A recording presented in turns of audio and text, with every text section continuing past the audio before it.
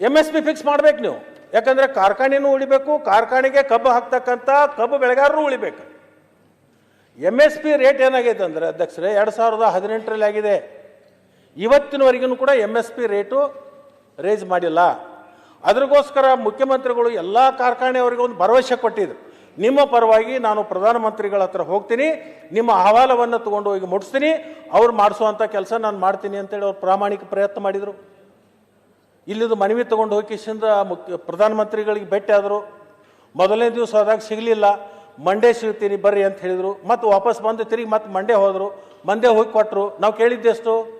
41 ರೂಪಾಯಿ ಕೇಳಿ MSP. 41 ರೂಪಾಯಿ ನೀವು ಗ್ರಾಹಕರಿಗೆ ಹೊರೆ ಆಗ್ತದೆ ಅಂತಕ್ಕಂಥ ನಿಮ್ಮಲ್ಲಿ ಭಾವನೆ ಇದ್ದರೆ ಅದನ್ನು ನಾವು ಸ್ವಾಗತ ಮಾಡ್ತೀವಿ, ಇಲ್ಲ ಅನ್ನಲ್ಲ. ನೀವು 38 ರೂಪಾಯಿ ಗ್ರಾಹಕರಿಗೆ ಕೊಡ್ತಕ್ಕಂಥ ಸಕ್ಕರೆ ರೇಟ್ ಮಾಡಿರಿ. ಈ ಕೋಕೋ ಕೋಲಾ ಏನು ಸಾಫ್ಟ್ ಡ್ರಿಂಕ್ ಮಾಡ್ತಾರಲ್ಲ, ಸ್ವೀಟ್ ಮಾಡ್ತಾರಲ್ಲ, ಅವ್ರು ಬೇಕಾದ್ರೆ 45 ಮಾಡಿ. ಪೇಡೆ ಮಾಡ್ತಕ್ಕಂಥವ್ರು ಇರ್ಬೋದು, ಜಿಲೇಬಿ ಮಾಡ್ತಕ್ಕಂಥವ್ರು ಇರ್ಬೋದು, ಸ್ವೀಟ್ ತಯಾರು ಮಾಡ್ತಕ್ಕಂಥವ್ರವರೆಗೂ. ಈಗ ನೀವು ಗ್ಯಾಸ್ ಕೊಡ್ತಕ್ಕಂಥ ಸಂದರ್ಭದಲ್ಲಿ ಗ್ರಾಹಕರಿಗೆ ಒಂದು ಬೇರೆ ಕೊಡ್ತೀರಿ ಮತ್ತು ಬಿಸ್ನೆಸ್ ಮಾಡ್ತಕ್ಕಂಥವ್ರಿಗೆ ಒಂದು ಬೇರೆ ಕೊಡ್ತೀರಿ. ಕಮರ್ಷಿಯಲ್ ಒಂದು ಕಮರ್ಷಿಯಲು, ಇನ್ನೊಂದು ಡೊಮೆಸ್ಟಿಕ್. ಅಲ್ಲಿ ಹೆಂಗೆ 2 ರೇಟ್ಗಳನ್ನು ಮಾಡ್ತೀರಲ್ಲ, ಸಕ್ರೆಯಲ್ಲಿನೂ 2 ರೇಟ್ ಮಾಡಿ. ನೀವು ಸಕ್ರೆಯಲ್ಲಿನೂ 2 ರೇಟ್ ಮಾಡಿರಿ. ಗ್ರಾಹಕರಿಗೆ ಒಂದು ರೇಟ್ ಬೇರೆ, ಮತ್ತು ಈ ಸಾಫ್ಟ್ ಡ್ರಿಂಕ್ಸ್ ಮಾಡ್ತಕ್ಕಂಥವ್ರಿಗೆ ಮತ್ತು ಸ್ವೀಟ್ ಬಾಟ್ ಮಾಡ್ತಕ್ಕಂಥವ್ರಿಗೆ ನೀವು 40ರಿಂದ 45 ರೂಪಾಯಿ 2 ರೇಟ್ ಮಾಡಿ. ಇದನ್ನು ಮಾಡಿದಾಗ ಕಾರ್ಖಾನೆಯವರಿಗೆ 3500 ರೂಪಾಯಿ ದರ ಕೊಡಲಿಕ್ಕೆ ಸಾಧ್ಯ ಇದೆ. ನಿಮ್ಮಿಂದ ಏನೂ ಇರಲಿ, ನಿಮ್ಮ ಕೈಲಿಂದ ಕೊಡಬೇಕಾಗಿಲ್ಲ. ಸಿದ್ದರಾಮಯ್ಯನವ್ರು 350 ಕೋಟಿ ಕೊಟ್ಟರೆ ಕೈಲಿಂದ, ನೀವೇನೂ ಕೊಡಬೇಕಾಗಿಲ್ಲ. ನೀವೇನು ಇನ್ನೂ ಕೊಟ್ಟಿಲ್ಲ, ಆ ಮಾತು ಬೇರೆ. ಇನ್ನು ಕುಡಿದ್ರೂ ಬೇಡ, ಬರೇ ನಿಮ್ಮ ಒಂದು ವಾಕ್ಯ ಬರಲಿ ನಮಗೆ. ಒಂದು ಅಧ್ಯಕ್ಷರೇ, ಇದರ ಜೊತೆಗೆ ಮತ್ತೊಂದು ಹೋರಾಟ ಪ್ರಾರಂಭ ಆಯಿತು. ಗೋವಿನ ಜೋಳದ ಹೋರಾಟ ಪ್ರಾರಂಭ ಆಯಿತು. ಭಾರತೀಯ ಜನತಾ ಪಕ್ಷದ ಅಧ್ಯಕ್ಷರು ಅದರಲ್ಲಿನೂ ಭಾಗವಹಿಸಿದ್ರು, ಇದರಲ್ಲಿನೂ ಭಾಗವಹಿಸಿದ್ರು. ಇಂಪೋರ್ಟು ಎಕ್ಸ್ಪೋರ್ಟ್ ಬಗ್ಗೆ ಶುಗರ್ದು ಹೇಳಬೇಕು. ಜೊತೆಗೆ ನೀವು ಇನ್ನೊಂದು ಅವ್ರಿಗೆ ಕನ್ವಿನ್ಸ್ ಮಾಡಬೇಕಾಗಿದ್ದೇನೆಂದರೆ ಇಥನಾಲ್ ಬಗ್ಗೆನೂ ನೀವು ಕನ್ವಿನ್ಸ್ ಮಾಡಬೇಕು. ಬರ್ತೀನಿ. ಈಗ ನಿಮ್ಮವ್ರು ಅದಕ್ಕೆ ಮೊದಲು ಅಧ್ಯಕ್ಷರೇ, ವಿರೋಧ ಪಕ್ಷದ ನಾಯಕರೇ, ವಿರೋಧ ಪಕ್ಷ ನಾಯಕರೇ,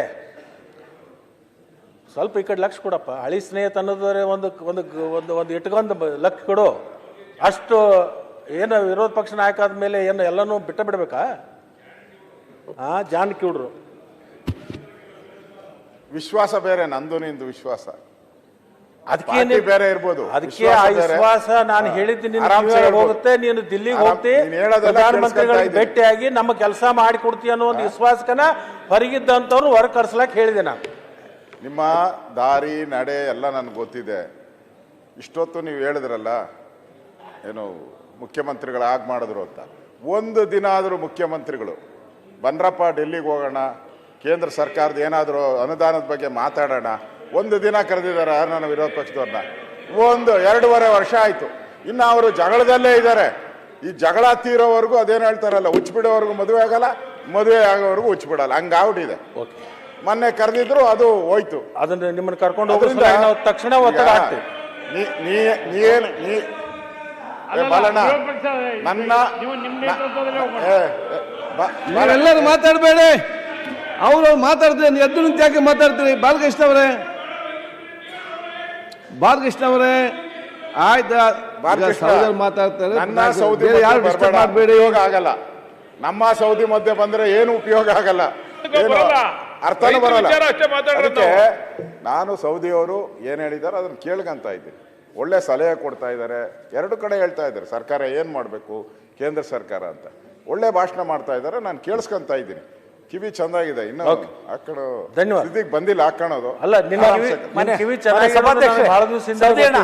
ಸೌದಿ ಅಣ್ಣ, ಈಗ PV ನರಸಿಂಹರಾವ್ ಅವರು ಪ್ರಧಾನಿಗಳಿದ್ದಂಥ ಸಂದರ್ಭದಲ್ಲಿ ಈಗ ರಫ್ತು ಮತ್ತು ಆಮದು ಬಗ್ಗೆ ಒಂದು ಒಪ್ಪಂದ ಆಯ್ತು, ಮುಂದುವರ್ಕೊಂಡು ಬಂದಿದೆ ಅನ್ನೋದು ನನ್ನ ಅಭಿಪ್ರಾಯ. ಅಧ್ಯಕ್ಷರೇ, ಈ ನಮ್ಮ ಗೋವಿನ ಜೋಳದ ರೇಟು ಸುಮಾರು 4 ವರ್ಷದಿಂದ ಒಂದು ಕ್ವಿಂಟಲ್ಗೆ 2300ರಿಂದ 2400 ನಿರಂತರವಾಗಿ 4 ವರ್ಷ ಕಾನ್ಸ್ಟಂಟ್ ಆಗಿತ್ತು. ದಿಢೀರಂತ ಈ ಸರಿಕ ಗೋವಿನ ಜೇಡ್ ರೇಟು 1700 1800 ಬಂದ್ಬಿಟ್ಟು ಕ್ವಿಂಟಲ್ಗೆ. ಯಾಕೆ? ಅದನ್ನು ಮುಖ್ಯಮಂತ್ರಿಗಳು ಸಭೆ ಕರ್ಕೊಂಡು ಎಲ್ಲ ಡಿಸ್ಲರಿ ಅವರಿಗೆ ಡೈರೆಕ್ಷನ್ ಕೊಟ್ಟು ಇಂತಿಷ್ಟು ನೀವು ಖರೀದಿ ಮಾಡಲೇಬೇಕು, 2400 ರೂಪಾಯಿ ಏನದು MSP ಇದೆ ಅದರ ಪ್ರಕಾರ ಕೊಡಲೇಬೇಕು ಅಂತ ಹೇಳಿ ಕಡ್ಡಾಯವಾಗಿ ಆದೇಶ ಮಾಡಿದರು. ಅದಕ್ಕೆ ತಗಲ್ತಕ್ಕಂಥ ಸುಮಾರು 1 ಕ್ವಿಂಟಲ್ಗೆ 250 ರೂಪಾಯಿ ಸರ್ಕಾರದಿಂದ ಕೊಡ್ತೀವಿ ಅಂತೇಳಿ ಘೋಷಣೆ ಮಾಡಿದ್ದಾರೆ. ಆ ರೈತರಿಗೆ ತೊಂದರೆ ಆಗಬಾರ್ದು ಅಂತ ತಿಳ್ಕೊಂಡು. ಅಧ್ಯಕ್ಷರೇ, ಇದು ದಿಢೀರಂತ ಯಾಕೆ ರೇಟ್ ಕಡಿಮೆ ಆತಂದರೆ, ಬ್ರೋಕನ್ ರೈಸ್ ಮತ್ತು ಈ ಗೋವಿನ ಜೋಳ ಇದರಿಂದ ಇಥನಾಲ್ ನಾವು ತಯಾರು ಮಾಡ್ತೀವಿ. ಇದರಿಂದ ಇಥನಾಲ್ ತಯಾರು ಮಾಡೋದ್ರಿಂದ ಅಧ್ಯಕ್ಷರೇ 1 ಟನ್ನ ಗೋವಿನ ಜೋಳಕ್ಕೆ 400 ಲೀಟರ್ ಇಥನಾಲ್ ಬರುತ್ತೆ. 400 ಲೀಟರ್. ಉದಾಹರಣೆಗೆ ಕರ್ನಾಟಕದಲ್ಲಿ ಸಕ್ಕರೆ ಕಾರ್ಖಾನೆಯವರು ಮಾಡಿದ್ದಾರೆ, ಅಲೋನ್ ಡಿಸ್ಲರಿಗಳಾಗಿದ್ದಾವೆ, ಫುಡ್ ಗ್ರೀನ್ ಡಿಸ್ಲರಿಗಳೂ ಆಗಿದ್ದಾವೆ, ಇಥನಾಲ್ ಪ್ರೊಡಕ್ಷನ್ ಆಗುತ್ತೆ. ಇಡೀ ದೇಶದಲ್ಲಿ ಇದು ಒಂದು ಇಥನಾಲನ್ನು ಮಾಡಲಿಕ್ಕೆ ಕೇಂದ್ರ ಸರ್ಕಾರ ಭಾಳ ದೊಡ್ಡ ಪ್ರೋತ್ಸಾಹ ಮಾಡಿ. ಇಥನಾಲ್ ಫ್ಯಾಕ್ಟ್ರಿ ಯಾರು ಹಾಕ್ತೀರಿ, ನಿಮಗೆ 5 ವರ್ಷ ತನಕ ಪ್ಲಾಂಟ್ ಆ್ಯಂಡ್ ಮಷಿನರಿಗೆ ಏನು ಸಾಲ ತಗೋತೀರಿ ಆ ಸಾಲಕ್ಕೆ ಗರಿಷ್ಠ 6% ಬಡ್ಡಿ ಕೊಡ್ತೀವಿ ಅಂತಕ್ಕಂಥದ್ದು ಘೋಷಣೆ ಮಾಡಿ. ಎಲ್ಲ ಕಾರ್ಖಾನೆಯವರು ಅರ್ಧ ನಮಗೆ ಬಡ್ಡಿ ನಾವು ಅಷ್ಟೇ ಕೊಡಬೇಕಾಗುತ್ತೆ, ಅರ್ಧ ಬಡ್ಡಿ ಕೇಂದ್ರ ಸರ್ಕಾರ ಕೊಡುತ್ತೆ ಅಂತ ತಿಳ್ಕೊಂಡು ಎಲ್ಲರೂ ಕಾರ್ಖಾನೆಗಳನ್ನು ಹಾಕಿ. ಒಟ್ಟು ಕಾರ್ಖಾನೆಗಳು ದೇಶದಲ್ಲಿ ಎಲ್ಲ ಕಡೆ ಆಯಿತು. ಅಶೋಕಣ್ಣ, food grain and juice to ethanol, ಆಮೇಲೆ 3 ಥರದ ಇಥನಾಲ್ ಮಾಡ್ತೀವಿ ಕಬ್ಬಿನದಲ್ಲಿ. ಒಂದು ಜ್ಯೂಸ್ ಟು ಇಥನಾಲು, ಒಂದು ಶೆರಪು, ಇನ್ನೊಂದು ಕಾಕಂಬಿ. 3 ಥರ ಮಾಡ್ತೀವಿ. 3 ರೇಟ್ ಮಾಡಿದ್ದಾರೆ ಅಧ್ಯಕ್ಷರೇ. ಈ ಸರಿಯಕ್ಕೆ ಏನು ಮಾಡಿದ್ದಾರೆ ಅಂದರೆ ಅಧ್ಯಕ್ಷರೇ, ಎಷ್ಟು ದೇಶದಲ್ಲಿ ಆಯಾ ರಾಜ್ಯದಲ್ಲಿ ಪ್ರೊಡಕ್ಷನ್ ಆಗುತ್ತೆ ಇಥನಾಲ್, ಯಾವ್ಯಾವ ರಾಜ್ಯಕ್ಕೆ ಎಷ್ಟು ಪ್ರಮಾಣದಲ್ಲಿ ತಗೋಬೇಕು ಅಂತಕ್ಕಂಥ ತೀರ್ಮಾನ ಒಂದೇ ಆಗ್ಬೇಕಲ್ಲ ಡಾಕ್ಟ್ರೇ? ಇಡೀ ದೇಶಕ್ಕೆ ಒಂದೇ ಕಾನೂನು ತರಬೇಕಲ್ಲ, ಒಂದೇ ರೂಲ್ಸ್ ಬರಬೇಕಲ್ಲ.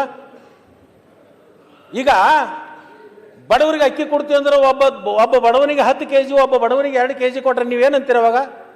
ಸಿದ್ದರಾಮಯ್ಯ ಸರ್ಕಾರ ಅನ್ಯಾಯ ಮಾಡ್ತಾ ಇದೆ, ತಾರತಮ್ಯ ಮಾಡ್ತಾ ಇದೆ, ಒಂದು ಕಣ್ಣಿಗೆ ಸುಣ್ಣ ಒಂದು ಕಣ್ಣಿಗೆ ಬೆಣ್ಣೆ ಅಂತೇಳಿ ನೀವು ಭಾಷಣ ಮಾಡ್ತೀರಿ. ಇವತ್ತೇನಾಗಿದೆ ಅಧ್ಯಕ್ಷರೇ,